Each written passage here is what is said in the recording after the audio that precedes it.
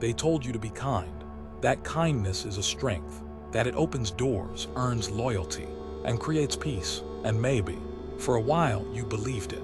You thought if you just stayed good, smiled more, helped more, tolerated more, the world would return the favor. But life doesn't always work like that. You've seen it, you felt it. You gave kindness, and they took advantage.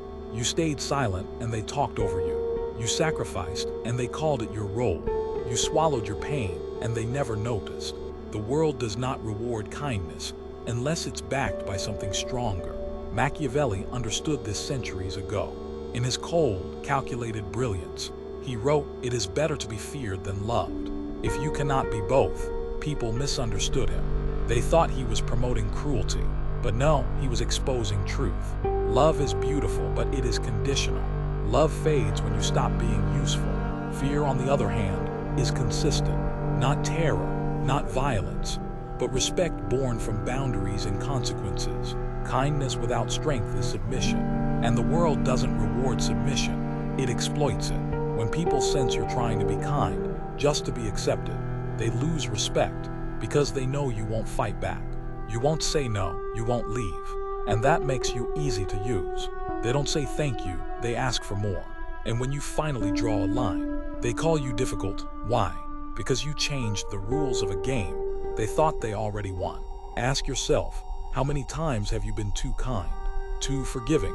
How often have you let things slide, hoping they would magically fix themselves? And what did that get you? Respect or regret? You can't expect people to honor your silence. They honor what you enforce. They don't care how kind you are until they understand what you'll never tolerate. Does this mean stop being kind? Absolutely not. But it means stop being kind out of fear. Kindness should be a decision, not a compulsion. When you smile, it should be real. When you give, it should be with full awareness, not because you're scared of conflict, rejection, or judgment. That kind of kindness, the one that comes with quiet strength, that's powerful, that's unforgettable, that's respected. Because there's another side of kindness that no one talks about. The kind that commands attention. The kind that makes people say, they're kind, but don't mistake it. They don't take disrespect. That's the balance Machiavelli hinted at. He never said don't be loved. He said if you have to choose to be respected. Why? Because respect keeps you safe. Love without respect is fragile. It crumbles under pressure. Kindness becomes powerful when there's something behind it. Discipline, confidence, and the willingness to walk away. To say no without flinching. To let people leave rather than shrink yourself to keep them. That's strength. That's how you turn kindness from a weakness into a weapon. In a world full of noise, the kind person with a backbone stands out. Not because they're loud, but because they're clear. They don't seek to control, they lead. They don't fight for approval. They command respect by how they carry themselves. And when they choose to be kind, people feel it. It's not forced. It's not performance, it's real. And that's rare. So here's the truth you've been avoiding. Kindness alone is not enough. If you want to be respected, you need more. A spine, a standard, a sense of self that isn't up for negotiation. Because the moment you let people think your kindness comes from fear, they'll test you again and again until you finally break or finally rise. And if you're going to rise, do it with strength behind your kindness. Let your smile come with sharp vision. Let your softness be wrapped in steel. Be kind but never afraid. Be good but never weak. Because only then will the world start treating your kindness as something rare, something valuable, something untouchable. You try to be helpful, cooperative, always available. You say yes, even when you want to say no. You sacrifice your time, your boundaries, even your self-respect, just to keep the peace, just to be liked. And yet, no matter how much you give, it never seems to be enough. People still get angry. They still take you for granted. They still leave. That's the bitter truth about being a people pleaser. You believe that if you are kind enough, patient enough, agreeable enough, people will love you. But in reality, what they learn is that you can be used. And once they know that, they will test how far they can go, how much they can take, where you'll finally break. Machiavelli understood human nature in its rawest form. He knew that people are rarely satisfied. Give them a finger, they want the hand. Give them the hand, they want the arm. In his writings, he explained that generosity, when expected, loses its power. The more freely you give without limit, the more people come to see your giving not as kindness, but as duty. They begin to believe they deserve it. And the moment you stop, the moment you assert yourself, you become the villain. They say you've changed, you've become selfish. But the truth is, you're finally waking up. People-pleasing isn't kindness. It's self-abandonment dressed up as virtue. It's fear disguised as generosity. It's the fear of confrontation, the fear of rejection, the fear of being disliked. So you try to play safe. You smile when you're hurt. You nod when you disagree. You stay silent when someone crosses the line. And you hope quietly, desperately, that they'll recognize your pain and return your loyalty. But they don't. Because when you don't value yourself, no one else does either. Think about it. When have you ever respected someone who constantly folds, constantly apologizes, constantly avoids tension just to be accepted? Probably never. That's because true respect is born not from endless agreement, but from unapologetic authenticity. People trust those who mean what they say. People admire those who have boundaries, not because they're difficult, but because they are real. Machiavelli wasn't asking us to be heartless. He was asking us to be aware, to understand that people often love convenience, not character. And when your kindness becomes too convenient, when it costs you everything and costs them nothing, they stop seeing you as a person. You become a resource, a stepping stone, a backup plan. That's the fate of the eternal yes man. You become invisible in your own story. So stop apologizing for saying no. Stop feeling guilty for not being everything to everyone. You are not required to explain your boundaries. A clear no is more powerful than 1,000 fake yesies. People may get angry, let them. They may leave, let them. Because the ones who stay, the ones who respect your limits, those are the ones worth keeping. You don't need to be cruel. You don't need to shout. You don't even need to argue. You just need to decide.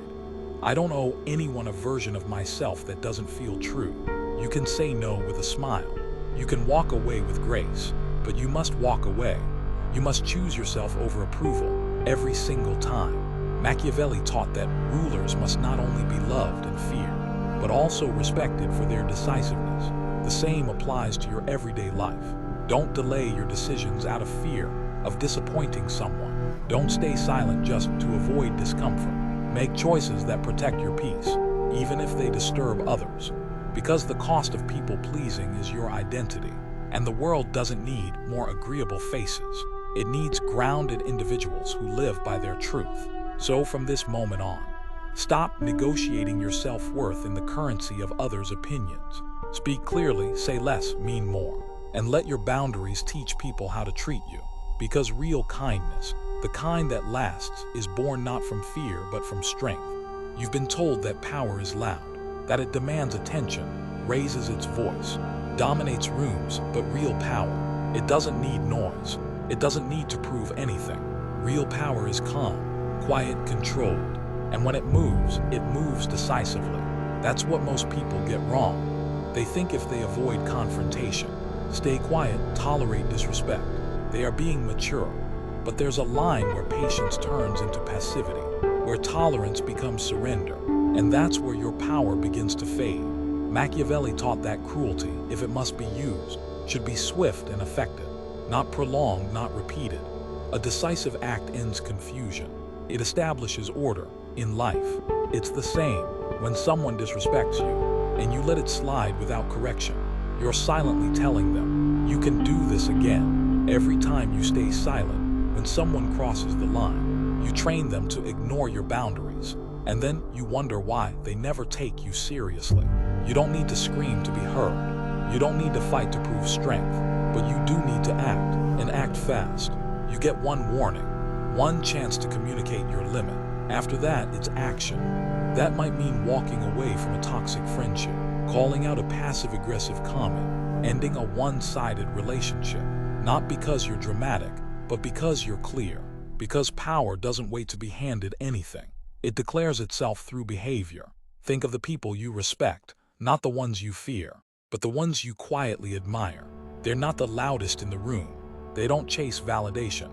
They move with intention. They don't speak often, but when they do, people listen.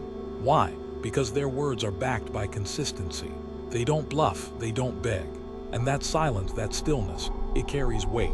You must become like that, strategic, intentional, a presence that speaks without shouting. When someone pushes, you push back, not with emotion, but with certainty. You say what you mean, and more importantly, you follow through. Your actions teach people who you are far more than any lecture ever could. If someone apologizes without changing, your forgiveness means nothing. If they test your boundaries and you let it slide, your boundaries were never real. That's the mistake so many make. They believe being nice means being endlessly forgiving, but kindness without accountability is just enabling. It creates a cycle where people take, hurt, return, and take again. The only way to break that cycle is with decisive energy, clear action, power that doesn't wobble. And yes, it will cost you. You will lose people.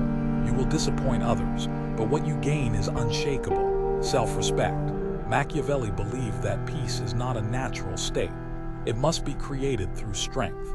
Your life is no different. Peace in your mind, your relationships, your daily reality.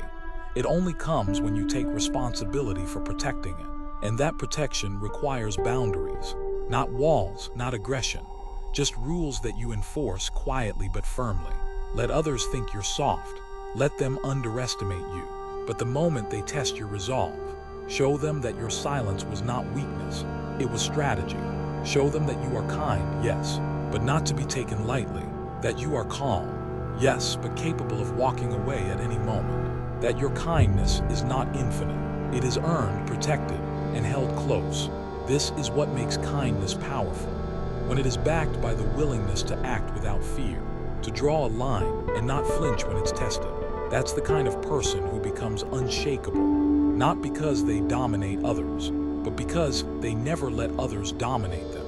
And when you reach that level of presence, when your boundaries speak before your words do, you don't have to chase respect. It walks to you. So remember this, power doesn't need to shout. It simply decides, acts, moves, and the world responds. You've probably heard it before. Be authentic, be open, be transparent. But here's a harsh truth. Not everyone deserves to know your truth. Not everyone should be given access to your thoughts, your fears, your plans. In a world full of manipulators, performers, and opportunists, oversharing isn't brave, it's dangerous. Machiavelli said a prince must appear virtuous, loyal and fair, but deep inside, he must be calculating, alert, and ready to pivot. This is not deception, it's self-preservation. If you let people see everything, your doubts, your emotions, your weaknesses, you hand them a map of how to break you. Your kindness should be felt, your goodness should be visible, but your depth, that should be sacred. People who truly respect you will never demand to see all of you instantly. They will earn your trust, and until they do, you must guard your center, because what's exposed too soon is rarely valued. Mystery has power, restraint earns respect. A person who doesn't reveal everything instantly, who holds some silence, some space, some unknown, is not just intriguing, they're intimidating in the most elegant way. Look around, you'll see it everywhere. The ones who constantly share, explain, and justify, they're the ones people stop listening to. But the ones who speak less hold back. Think before acting, they carry weight. They don't have to scream for attention. Their silence does the work. Machiavelli knew this well. Power is perception, and perception is strategy. You don't need to lie. You don't need to manipulate, but you do need to control the image you project. When people believe they can predict you, they stop fearing you. And in Machiavellian terms, when people no longer fear losing you or crossing you, they start to devalue you. Predictability is the death of power. So don't be entirely predictable. Smile when needed, speak when necessary, but keep some thoughts private. Keep some of your vision locked away until it's too strong to stop. Because the less they know, the less they can control. And the more you protect your core, the more stable and unshakable you become. This is not about playing games. It's about playing smart. There's a difference.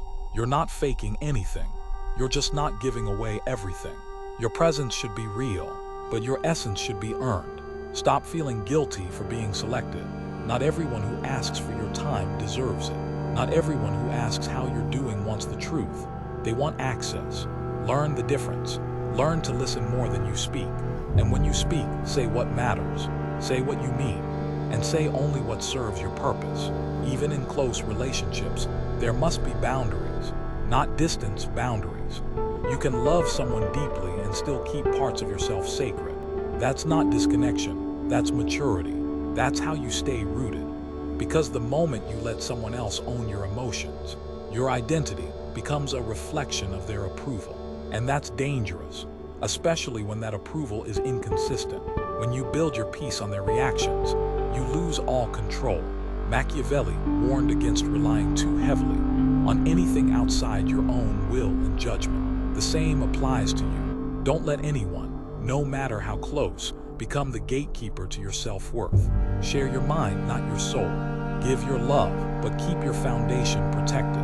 Because when your inner world is calm, nothing external can shake you. And when your silence is intentional, it carries far more power than empty words.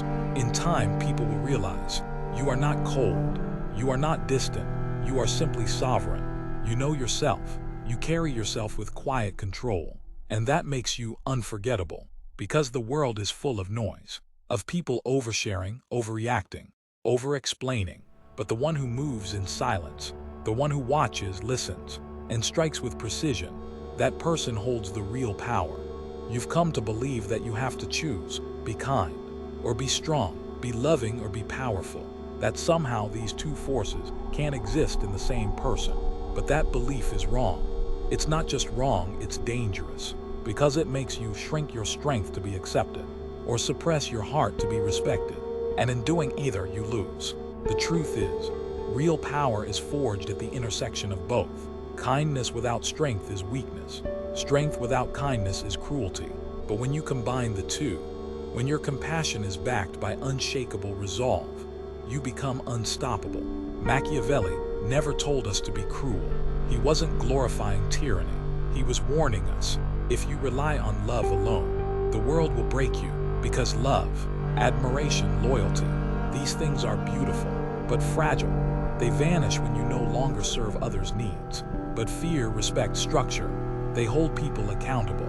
They survive through storms. That's why he said, it is better to be feared than loved. If you cannot be both. He wasn't rejecting love. He was exposing how unreliable it becomes when not supported by strength. You want to live a meaningful life? Then stop thinking your kindness alone will save you. It won't. People don't change just because you're good to them. They change when they realize they can't get away with taking from you. Your boundaries teach people how to love you. Your standards teach them how to treat you. And your refusal to tolerate disrespect teaches them who you really are. This is what kindness with a sword means. It means you hold love in one hand and self-respect in the other. You give your warmth freely, but never your dignity. You forgive, but you don't forget the patterns. You help, but not at the cost of your own soul. You're kind, but if someone mistakes that for weakness, you don't hesitate to walk away. No yelling, no warnings, just action. Quiet, firm, powerful action. Think of the strongest people you know. They're not bitter, they're not aggressive, but they have an energy about them, an edge. You feel it when they speak, when they enter a room. They're not asking for permission to exist. They're not waiting to be validated. They're rooted, grounded, centered in who they are. That's what you must become. A person who leads with grace, but defends with fire when tested. So how do you build that? First, you stop apologizing for your strength. You stop shrinking yourself to keep others comfortable. You stop explaining your boundaries to people who were never planning to respect them. You act, you make decisions. You say no without guilt. You say yes only when it aligns with your truth. You understand that not everyone will like you, and that's okay, because being liked is a temporary comfort. Being respected, that's power. Let your kindness be real.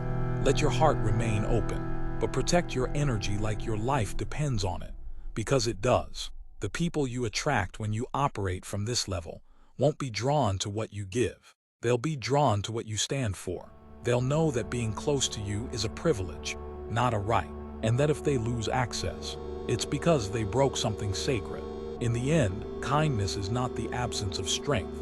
It is the most powerful form of strength, but only when paired with boundaries, only when you're willing to walk away from anything that costs you your peace.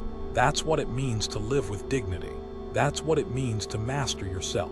So be kind, but never soft. Be generous, but never available to everyone. Be open, but never unguarded.